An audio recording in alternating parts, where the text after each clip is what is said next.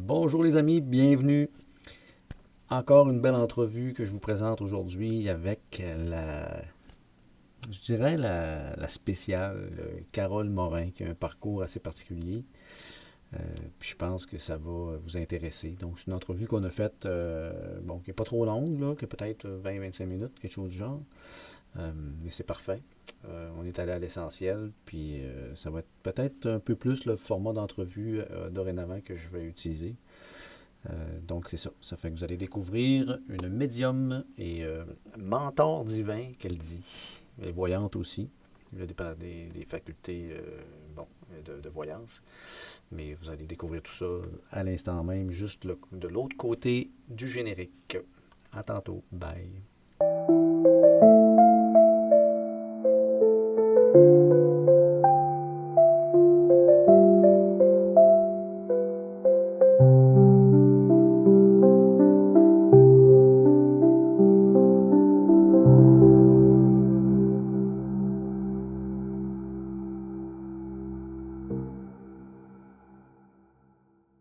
Bonjour Carole, bienvenue. Je suis content de t'accueillir sur ma chaîne. Alors sans plus tarder, je vais te demander peut-être de te présenter, de me dire, bon, qui es-tu et qu'est-ce que tu fais? Ben, bonjour Stécie, merci beaucoup de me recevoir ce matin. Écoute, tout comme toi, j'ai un parcours de vie atypique. D'abord et avant tout, je voudrais te féliciter pour tes livres aussi. Et puis, c'est spécial parce que, tout comme toi, je veux influencer plus d'1 milliard de personnes. Et ben, comment tout ça a commencé? C'est avec mon parcours atypique. Donc, la vie m'a offert un lot de défis. Puis c'est précisément ces épreuves qui m'ont permis de découvrir et d'affiner les dons de médium voyante et aussi de mentor divin que je suis aujourd'hui. Donc, mon chemin a été une quête de compréhension, d'auto-guérison et d'éveil. Et aujourd'hui, bien, je transmets cette lumière à ceux qui en ont besoin. Il faut dire que moi, ça a commencé à l'âge de 3 ans. J'avais accès à voir les morts, mais aussi à pouvoir parler avec les animaux. Donc, il faut dire qu'à l'âge de 3 ans, lorsque les morts se présentent dans ta chambre le soir, c'est très épeurant. Donc, j'ai vécu pendant plusieurs années des terreurs nocturnes. Et à l'époque, mes parents n'étaient pas nécessairement outillés pour gérer un enfant médium, hein, parce qu'aujourd'hui, c'est ce que je fais. J'aide les parents aussi avec les enfants médiums à savoir quoi faire puis comment les aider avec leurs dons. Et à cette époque-là, moi, je n'avais pas eu cet héritage spirituel-là. Malgré tout l'amour que mes parents avaient pour moi, c'était pas quelque chose qui était évident. Donc, j'ai été pendant plusieurs années à ne pas dormir la nuit, à avoir peur de ces morts-là, à ne pas comprendre pourquoi ils venaient me voir. Et au fur et à mesure que j'avançais dans la vie, bien, je me suis dit, si j'étais pas capable de parler avec mes parents, je vais essayer d'en parler à des amis, à l'école. Et malgré mes tentatives d'expliquer ce que je vivais, j'étais ridiculisée et je me faisais pointer et juger du doigt. Donc, j'ai été la risée de l'école. J'ai été vraiment, j'ai vécu beaucoup d'intimidation à un tel point que je me sentais très seule dans ma vie, dans ma jeunesse et jusqu'au point où est-ce qu'à un moment donné, j'en avais plus qu'assez et j'ai décidé de faire une tentative de suicide à l'âge de 13 ans. Parce qu'il faut dire que depuis l'âge de 3 ans, j'avais accès à voir. Bon, il faut dire que c'est pas à tous les jours, mais constamment, quand même assez régulièrement, j'avais des visiteurs et j'avais des parents qui me disaient que je fabulais et que ce n'était pas vrai et que je devais me rendormir. Donc, j'ai dormi très longtemps avec une veilleuse pour avoir de la clarté toute la nuit pour essayer de m'endormir. Mais je peux vous dire que c'était pas évident d'essayer de passer au travers de tout ça. Et vu que j'avais pas de compréhension ni d'aide extérieure et que j'étais pas capable de fonctionner normalement, pardon, je vais me prendre une petite gorgée d'eau. Oui, ben oui. Quand je dis normalement, c'est selon ce que la société s'attendait de moi. Parce que moi, quand j'avais quelqu'un qui se faisait mal à l'école, je voulais l'aider. Donc, je mettais ma main, j'arrêtais le sang, j'aidais les plaies à se refermer. J'étais capable de prédire ce qui se passait. Et à cause de tout ça, j'ai été jugée fortement à l'école et on me dit de me taire, que ça n'avait pas sa place et que j'étais même possédée. On a même voulu m'envoyer voir des prêtres là, pour me faire déposséder à l'époque parce qu'on pensait que j'étais euh, la, comment je pourrais dire ça, celle qui est, comment je pourrais dire, pour utiliser des mots justes, celle qui était condamnée, tiens, par le diable. Donc, c'était vraiment des mots très durs envers mon égard. Donc, je me suis dit, ben écoute, tant qu'à vivre tout ça, ben je vais tirer la plug, puis je vais me suicider comme ça, bien au moins, je pourrais penser à autre chose. Parce que je savais qu'il y avait autre chose. Ce que je ne savais pas, Oui, par exemple, et ce que j'ai appris, c'est que la solution n'est pas de se suicider parce qu'il y a des conséquences suite à tout ça. Mais mon premier miracle s'est produit à l'âge de 13 ans parce que j'ai justement rencontré mon guide qui me permet de te parler aujourd'hui parce que c'est grâce à lui si je suis vivante et remplie de gratitude aujourd'hui parce qu'il m'a expliqué justement ce qui se passe avec moi, quels étaient mes dons, qu'est-ce que je devais faire, quelle était ma mission de vie. Et à partir de là, bien, j'ai commencé à exploiter, à découvrir davantage mes dons pour pouvoir avancer dans la vie, rendu jusqu'à aujourd'hui. Ce sont des dons que je possède, oui, mais ce sont des dons que je mets en pratique pour aider mon prochain. Tout comme toi, en conscience, pour aider les gens à oui. s'épanouir pleinement puis à se retrouver. Oui. Ça me fascine vraiment cette partie-là, justement, la rencontre du guide, parce que, en fait, si tu veux nous parler un peu de, bon, tu m'as déjà dit que tu te souvenais très clairement de Mhm. cette rencontre-là. Par curiosité, qu'est-ce qui dégageait comme présence, cet être-là? Ben, écoute, la rencontre de mon guide s'est produite lors de ma tentative de suicide, c'est-à-dire que pendant qu'on essayait de me réanimer, de me ramener, de faire en sorte que je ne perde pas la vie, parce qu'il faut dire que je suis rentrée à l'hôpital à 5 minutes de ma mort, là, selon le médecin. Donc, il était en train de me faire un nettoyage pour faire leur protocole de ce qu'il y avait besoin de faire. Et pendant ce temps-là, moi, j'étais comme dans l'astral, si on peut dire ça comme ça. J'étais dans une sortie de hors-corps et je voyais tout ce qui se passait dans le physique. Et c'est là où est-ce que, pendant que j'étais entre ces deux mondes-là, que mon guide est arrivé, est apparu, très lumineux, très grand, avec des ailes masculins. Et c'était la première fois que je voyais un guide, parce que pour moi, je voyais les morts et les guides, mais je ne pouvais pas faire la différence. Mais là, j'ai compris après ma conversation avec lui que c'était un guide et qui était là pour moi, pour me protéger, pour m'expliquer ce qui se passait. Ça a été d'un grand réconfort incroyable pour moi et un soulagement. Imaginez, j'ai pas trouvé de réponse pendant mes 13 premières années de vie. Puis là, j'arrivais avec quelqu'un qui m'expliquait ce qui se passait. J'étais tellement fascinée et tellement joyeuse et heureuse de trouver un compagnon. Oui, un compagnon invisible, mais un compagnon qui m'accompagne jusqu'à ce jour dans mes canalisations et dans ma clairvoyance et dans aussi mes coachings de mentorat. Ouais. OK. Ah, c'est super. En tout cas, moi, pour l'avoir vécu aussi personnellement, d'avoir rencontré mon guide, même ma famille d'âme, là, en hypnose, là, qui est bon, différent de ta situation, mais Euh, c'est difficile de mettre des mots sur Mhm. l'amour que ces êtres-là dégagent. Puis, tu sais, ils ont une présence rassurante, hein, et ça change complètement de vision des choses après ça. Euh, est-ce que, Oui. est-ce qu'après cette expérience-là, tu es revenu avec des capacités que tu n'avais pas? Parce que moi, tu en avais déjà quand même pas mal, là, ce que je comprends. En fait, c'est une très bonne question. À la suite de la rencontre c'est pour ça que je dis que c'est mon premier miracle dans ma vie, dans mon parcours de vie atypique. En fait, ce que ça le fait, c'est que ça m'a permis d'embrasser mes dons, hein, et de pouvoir me dire, OK, c'est beau, je viens avec ces dons-là et ces dons-là vont servir à quelque chose pour aider. Donc, j'avais comme le sentiment de contribuer à quelque chose de plus grand que moi. Et j'avais pour la première fois le sentiment que c'était correct et que j'étais quelqu'un qui devait faire ça. Alors que toute ma vie, on me dit, cache-toi, ne fais pas ça, c'est pas correct. Donc, il faut dire qu'à 13 ans, je ne me suis pas dévoilée publiquement, hein, bien sûr, parce qu'il y a une assimilation personnelle, il y a un travail d'éveil personnel qui doit être fait, il y a un cheminement. Donc, c'est ce que j'ai fait, ce cheminement-là. Puis si je fais un bond dans ma vie personnelle, mon deuxième miracle, ça a été mon accident de voiture avec lequel j'ai vécu une expérience de mort imminente. Donc, et c'est à partir de là que mes dons se sont développés encore plus davantage. Ça a été quintuplé là, incroyablement. J'ai vécu une expérience incroyable et extraordinaire. La rencontre de mes guides, de mes équipes, de voir aussi qu'il existe quelque chose après la mort, parce qu'il faut dire que j'ai aussi fait des études en sciences de la santé je voulais être chirurgienne maxillofaciale et la médecine, la théorie, en fait, c'est qu'après la mort, il n'y a rien. Mais là, j'avais vécu quelque chose d'incroyable et d'extraordinaire avec la mort imminente.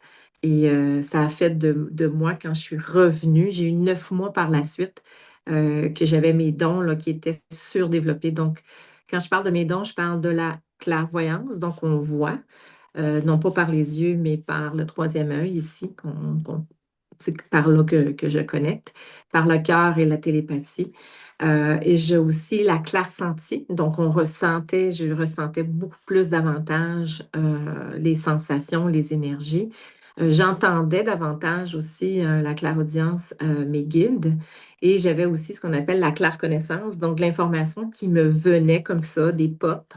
Et ce sont des pops qui étaient vraiment virales, viscérales à l'intérieur de moi, qui faisaient que je savais. Je ne savais pas pourquoi, mais je savais que je savais. Donc ça, c'est la claire connaissance. Et j'ai le dernier des cinquièmes sens psychiques, qui est la claire alliance, qui est l'odorat.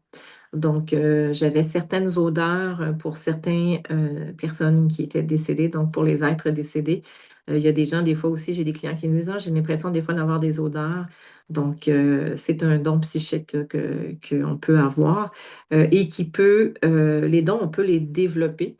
Je pourrais en reparler tantôt un petit peu, mais il y a des façons pour commencer à développer ça. C'est pas du jour au lendemain que ça arrive, qu'on peut les développer si c'est pas inné à l'intérieur, mais c'est quelque chose que tout le monde a accès.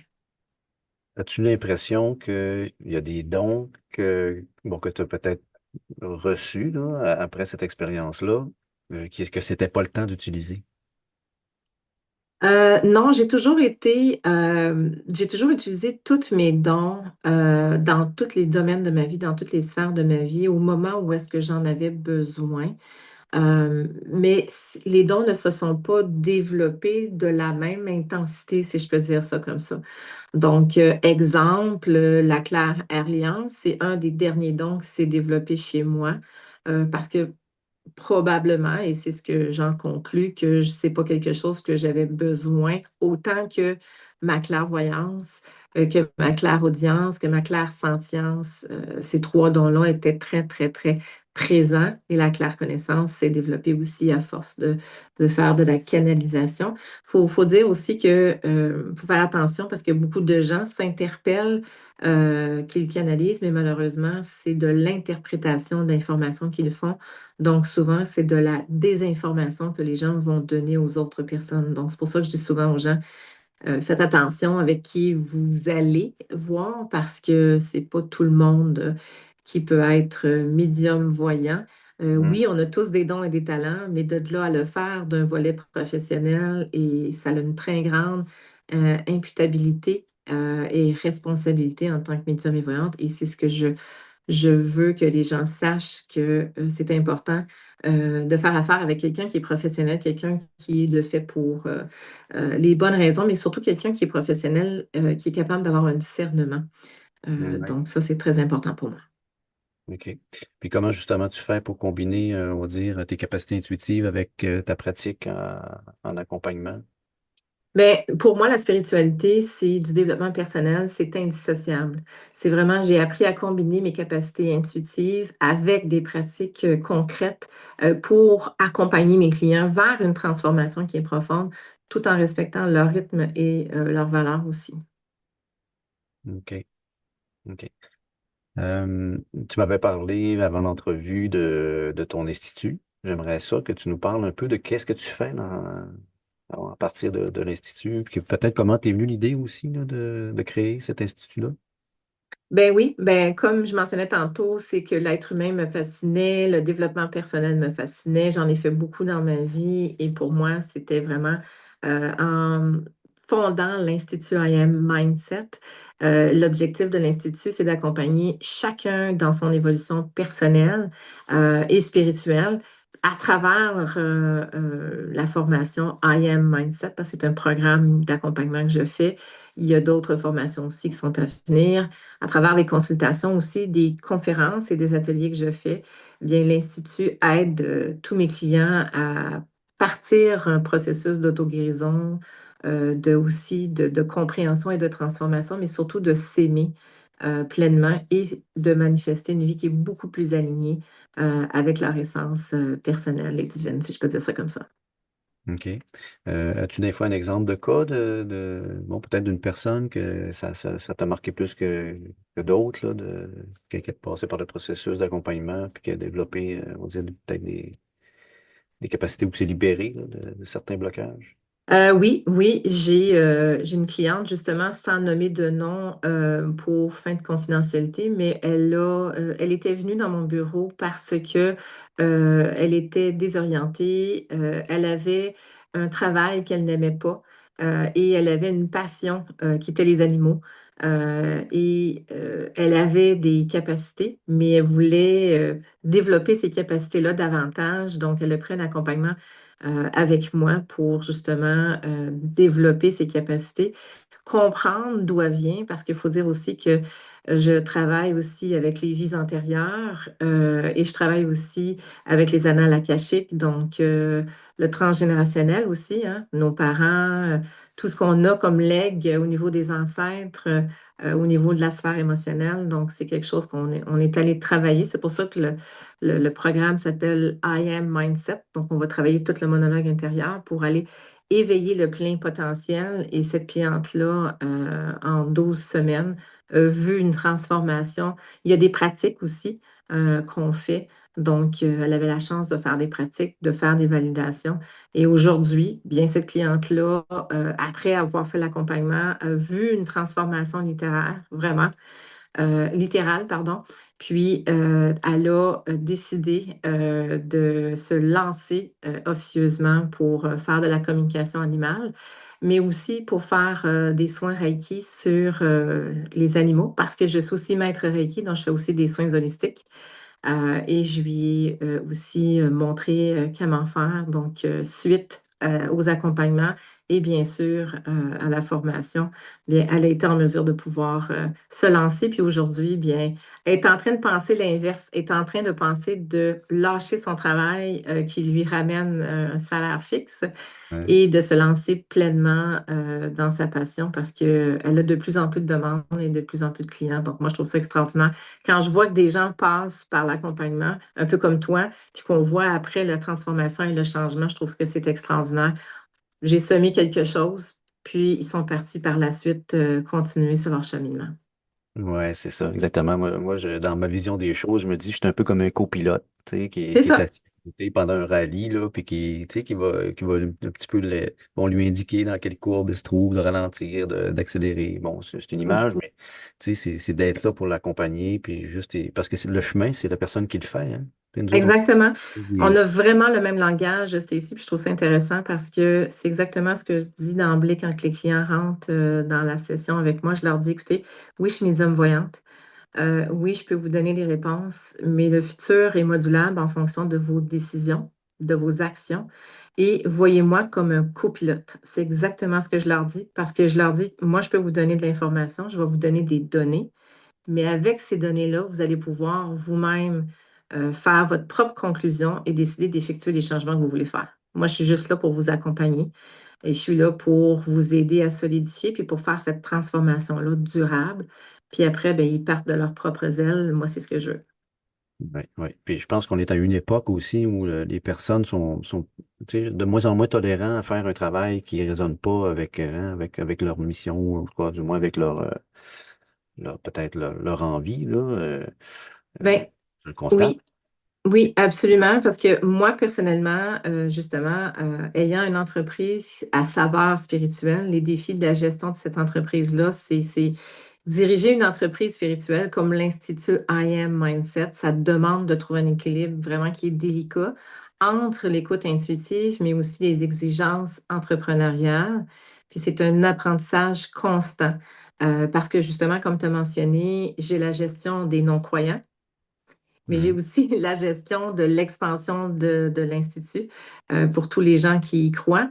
Mais c'est à chaque pas qui est guidé par ma mission, entre autres d'aider à se libérer et à vibrer leur plein potentiel que j'y arrive.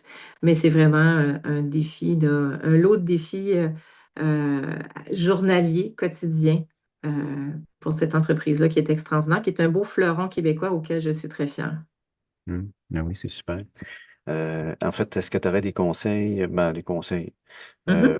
ouais, comme aux personnes là, qui voudraient justement se sentir plus connectées à leur intuition, être plus en harmonie avec leurs valeurs. Oui, ben, je suis contente que tu poses la question parce que pour moi, la clé pour vivre en harmonie avec soi-même, c'est d'écouter d'abord et avant tout son intuition. C'est de prendre le temps à chaque jour de se recentrer, d'observer ses ressentis, de se poser des intentions claires. Et puis, pour moi, c'est en cultivant cette connexion intérieure que vous allez apprendre à naviguer à travers les défis de la vie avec plus de confiance et d'alignement. Parce que souvent, sociétalement, on a été élevé à extérioriser nos ressentis, hein. C'est de penser aux autres d'abord et avant tout, et après soi. C'est ce qui fait que sociétalement, on a développé ce que j'appelle beaucoup le fameux vœu karmique de sacrifice, parce qu'on aide les autres avant de s'aider. Alors qu'à l'Institut, moi, ce que je veux que les gens comprennent, c'est que tout part de soi, tout part de son plein je suis, tout part de l'intérieur de notre corps. Donc, cette petite boussole-là, notre GPS de l'âme, cette intuition-là. Et c'est à partir de cette écoute-là qu'on peut faire de vraies transformations. Souvent, les gens vont arriver avec un brouillard et puis c'est de travailler ce brouillard-là pour aller les aider à dissiper et à aligner ça pleinement, pour aligner avec leurs propres valeurs à eux. Oui, oui. Ça me parle. Ça me parle. Moi, tu sais, je me dis, l'âme communique de trois façons, hein, par nos Mhm. intuitions, par nos émotions, puis par le physique. Tout Le- à fait, on reçoit les absolument. messages, là, les manifestations, tu sais, il y a des gens qui sont dans des douleurs physiques, des trucs comme ça, mais c'est juste faut qu'ils comprennent le message. Puis, en tout cas, je comprends que tu t'es aides à ce niveau-là. Euh, sur quelle plateforme on peut te suivre? Ben, je pourrais mettre en lien là, peut-être, je sais pas, ton site Internet ou ta page Facebook, peu importe, là, mais de quelle façon les gens peuvent te suivre, puis comment ils peuvent aussi faire appel à tes services? Mais c'est gentil, merci beaucoup, Stécie. Alors, si les gens sont intéressés par ce que j'ai partagé aujourd'hui avec l'entrevue, ben, ils peuvent me rejoindre sur mon site web. Je vais avoir un tout nouveau site web qui va sortir très bientôt. Mais si les gens tapent Institut I Am Mindset sur Google, ils vont pouvoir trouver mon site web. Ils peuvent me rejoindre aussi sur les réseaux sociaux. Je suis énormément sur les réseaux sociaux, donc via TikTok, carole.morin. Facebook, Institut I Am Mindset ou Carole Morin et même Instagram, là, Institut I Am Mindset. Ils vont pouvoir me trouver sur ces plateformes-là. Ils vont pouvoir m'écrire info@institutiammindset.com. C'est aussi une façon de me rejoindre. Partout sur les réseaux sociaux, les gens vont pouvoir avoir accès à tous mes événements, les prochains événements. On est en train de justement là, d'afficher publiquement tous les prochains événements. D'ailleurs, ce soir, j'ai un événement de prédiction 2025 pour un groupe de gens.